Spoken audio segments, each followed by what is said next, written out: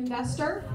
And if you are a Lifestyles member, you've worked with him as one of your mentors. He's also the guy with the great hair, Chris Robinson.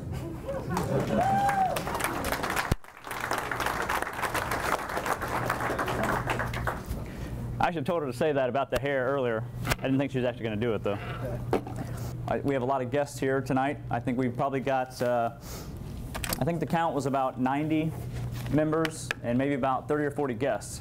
So I want to thank all of you for coming out, first of all, and taking this big step into getting your 2011 off to a rockin' start. Now, I'm going to go through, and there's a handout for this class. If you guys have not grabbed one yet, go to that little cubicle wall thing right there and go ahead and grab one of the handouts. I think we're getting low. I just printed up some more, so if there's not enough up there right now, I'll have Brian Batson or maybe Lynn or somebody can grab some more and get some handouts for everybody. In fact, by the number of people walking that way, I know we're going to be out. So they're more on the printer, so they should be coming up soon.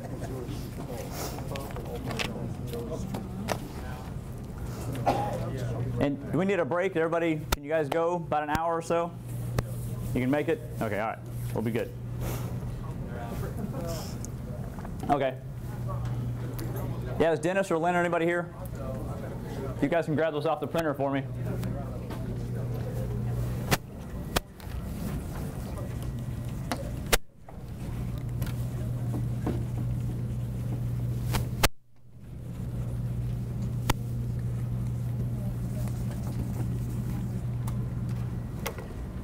I want to thank Blake Yarborough one more time for bringing my opening act. I appreciate him coming up and get you guys warmed up, get you started up.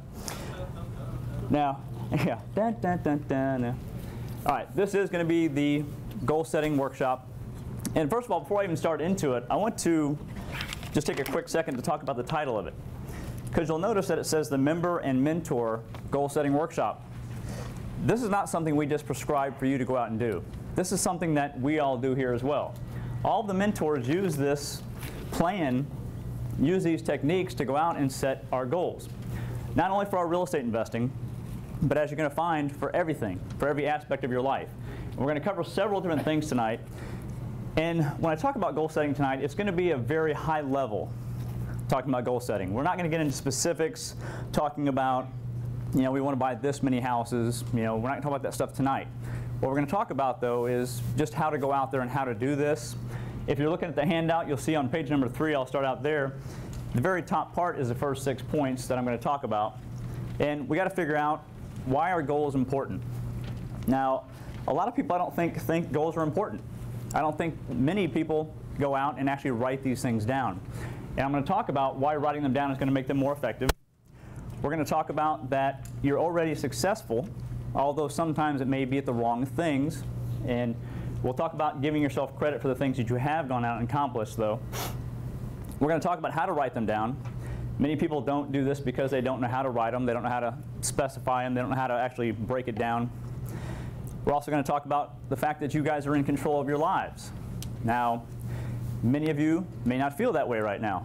We've gone through a lot of tough times in the last couple of years, and a lot of people feel like they're just completely out of control.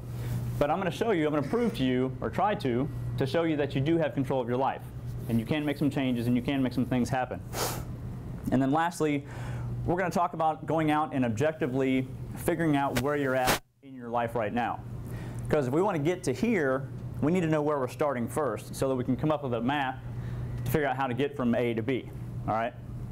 Now, there was a study that was done in the early 50s back at Harvard University. And what they did is they went out and they did a poll, they did a survey, and they talked to all of the graduating class from that year. I can't remember what year it was. But they basically asked them, do you have written out goals? Do you have a plan for your life? Do you have an idea of what your life's going to look like? And they found out that 5 of them, or actually 5% of them, did have written down goals. The other 95% did not. Well, they went back 20 years later, and they went and they polled again the survivors from that study. And we're going to talk a little bit about the results of that here later on in the workshop, but I want to get you a little teaser right now. Start thinking about that. I think most of you are going to figure out how the results are going to turn out, but we'll talk about that a little bit more here in a second. Now, in there it says, what is success? That's going to be different for everybody. you talk to one person and they may give you one definition of success. You talk to somebody else and they may give you a totally different definition of success. And they may even be using different criteria, different areas of their life that they feel successful in. So it's kind of tough to go out and really define it. And and this is kind of a cliche, but people always say success is a journey, not a destination. And I absolutely believe that to be true. I don't know anybody who's ever gotten to the point where they reached a certain point in their life and they said, okay, I'm successful, I'm done. And they stop. That's just not the way it works. You're continually going to go out there and have these small successes in life, and you're going to continually strive, I hope, to be better and better and better at all of the areas of your life that I'm going to talk about tonight. You have people out there that say, you know, okay, maybe they're bragging about how well they do in their job, their career, their finances, but they're 60 pounds, 80 pounds overweight. Perhaps there's somebody out there talking about how great they are in other aspects of their life, but maybe they're on wife number 3, right? You probably know these people. You get people that become workaholics and they have that one side of their life and that's it, and they neglect every other aspect of their life. So you've got to sit down, you've got to make goals for all of these different areas of life. You can't just go out there, and even though here at Lifestyles Unlimited, our main goal is to teach you and mentor you how to go out there and create passive streams of income and build wealth, anybody who's been here for any length of time, you know that's not all we're about. You know that we have a very holistic approach to the lifestyle, to going out and being successful, all right? Another thing, a lot of people think that not only do you have to be successful in one area of your life, you got to sacrifice all the other areas.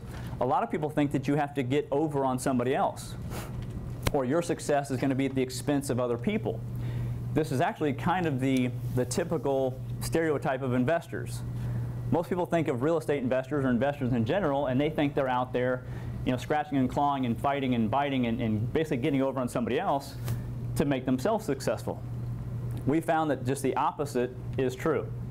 For people who are out there and have true success in their life and are truly happy and well-balanced people, they subscribe more to the abundance mentality that you've heard me talk about before. All right, and I'll touch on that a little bit as well. Now, there are several different arenas that we need to talk about for success. You've got fitness, you've got your wealth, you've got your career, you've got family, you've got social, you've got fun, which I tell people to set goals and fun, and they kind of look at me kind of strange. But man, if you're not having fun doing something, why bother doing it? That's one of the things that we strive for here at Lifestyles. We have a blast going out and doing what we do. This kind of stuff, I have a blast doing this. I love talking to people about their deals. I love going out and mentoring people. I love just the smell of cat urine. I love going out and doing these deals. I mean, to me, cat urine smells like money. All right? And I know many of you know exactly what I'm talking about, because most people walk in there and they go, oh my goodness, there's no way I'm buying this house. And then we come in next and going, I like it, I'll take it.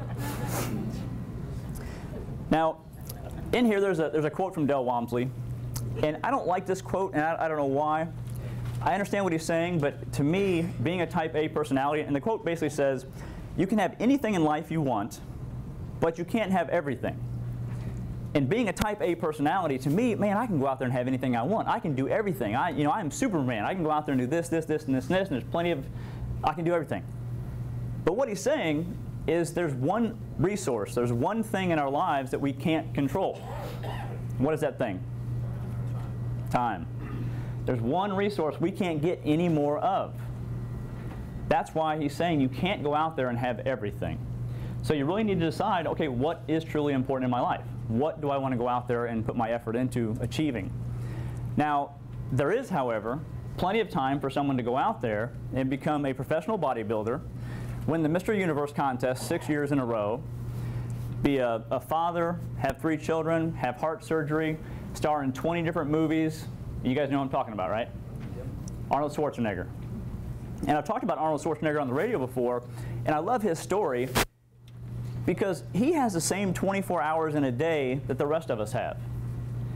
But yet he's gone out there and he's done more in his life than any other 12 people combined. There are people out there that their lifetime goal, oh, and I forgot to mention, he's the governor of California. There are people that their lifetime goal might be to become a governor. They've worked their whole life for that. Or somebody's whole life goal may be to go out and win the Mr. Universe contest. He did it 6 times. He's done all this stuff, and he's just one person with 24 hours in a day. So it makes you wonder, how can somebody do that? And the thing is that time is the great equalizer. It's the one thing that we all are fighting against. It's the one resource that is irrecoverable. Once it's gone, it's gone. You can't go out there and work hard and be more diligent and get more time. It's gone. So it's the one thing that you really need to value over everything else in your life, and you don't want to waste it. Now, a lot of people say, well, man, I don't have time to do this. I don't have time to do that. And I don't think it's really lack of time that's people's problem. Arnold Schwarzenegger, I mean, look what he accomplished. How can you not go out and do some of the things you want to do? It's not lack of time, it's lack of direction. All right, I'm going to talk about that a little bit more as well.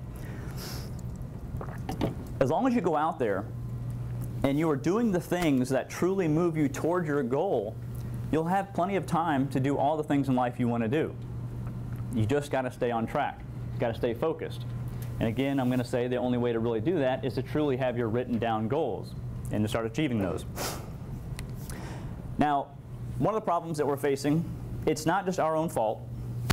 One of the problems we're facing is that we are inundated by marketers, by advertisers, the luxury automakers, the home builders, the people that are selling food, the bars, restaurants, you know, everybody else. They are basically trying to dictate where our life goes. A lot of people say, well, Chris, you know what? I've never really written goals before. And they don't think they have any goals. But even though you haven't put pen to paper, you all have written goals out there.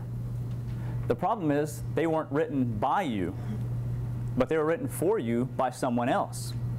And you've been out there and you've been achieving those goals very diligently. You've been doing very, very well at it. But you need to go out there and again take control and start setting your own goals, start achieving your own goals instead of going out there and getting theirs.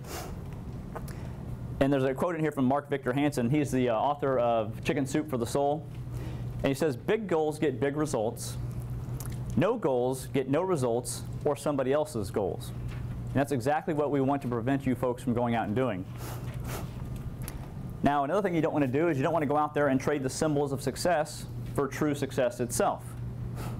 A lot of people tell me that they're going out there and they want to set a goal of, you know, I want to own a Porsche, or I want a yacht, or I want this big house. Those aren't goals. Those are just symbols of wealth. They're really just the rewards for when you've gone out there and really achieved your goals. Those are the rewards that you're going to get. But don't mistake those for being your actual goals. Those shouldn't be your goals in life. Now, what you really need to do is go out there and focus more on how you can contribute to other people. And I talk about this in the free workshop, that you've got to go out there and help other people in order to get what you want out of life. As long as you're going out there and you're working from a service mentality, in fact, we've got lots of different vendors that are here tonight. Lynn introduced some of them. Whether they're in mortgage or in general contracting or landscaping or whatever it is, the way that they go out and make a living and become successful is they help other people.